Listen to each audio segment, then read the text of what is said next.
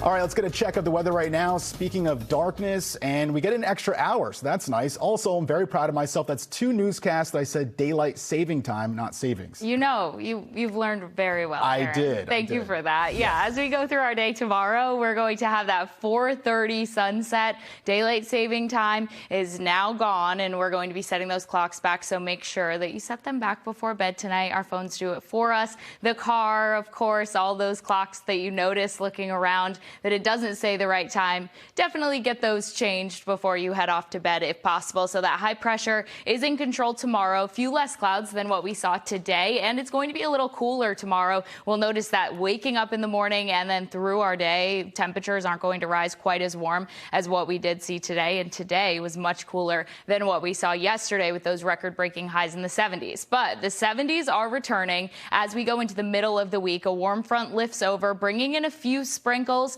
but also bringing in those temperatures that are going to be in the 70s. So take a look at this, already at freezing in Fitchburg, 32 degrees. Temperatures are going to continue to fall as we go through the evening, of course, and tomorrow morning is going to be a cold one. 33 right now in Bedford, 43 in Boston. Right along the coast, we have a lot of low and middle 40s. South Shore seeing upper 30s and low to middle 40s. So Boston expected to get down to 34 overnight tonight and below freezing, obviously already at and below freezing in parts of the suburbs. But it's the light breeze that might be a little bit of a shock to the system by tomorrow morning, because those spots like Worcester that are going to see temperatures upper 20s and low 30s by 5 o'clock in the morning, it's going to feel like 23 degrees out there. Definitely get the jacket ready. Norwood feels like temperature with that breeze at 25 degrees. Plymouth feeling like 26 degrees. So definitely going to be cold, and we've been well above normal, so you might not be as prepared for this cold as you typically would be this time of year. Monday, just as cold temperatures at 33 degrees,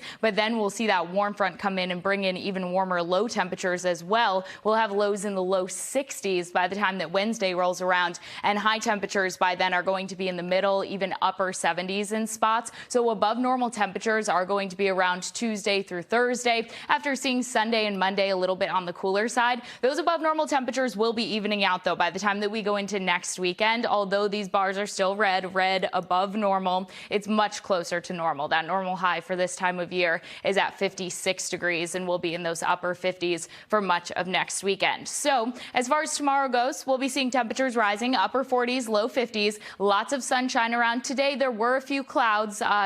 Tomorrow we're not going to see that. We're going to have a lot more sunshine that is in the forecast, even with those cooler temperatures. And of course, lower humidity and dry conditions are keeping those elevated fire concerns in the picture. So there is still a special weather statement for an elevated fire risk. It is no longer a red flag warning because we did see temperatures dipping, and we're not going to see as gusty conditions as what we saw on Friday. But there are still those concerns out there until we get a good soaking rain, which unfortunately is not in the 10-day forecast. Right now, we do have the potential for a few sprinkles Monday into Tuesday. Temperatures on Tuesday at 70 degrees, and then Wednesday we're in those middle 70s, making our way to the 50s by the time the next weekend rolls around. Much closer to normal, near if not slightly below normal. And then on day 9 and 10 of the 10-day forecast, that's when our next chance of rain comes in. So we'll be watching that very closely as it does come closer.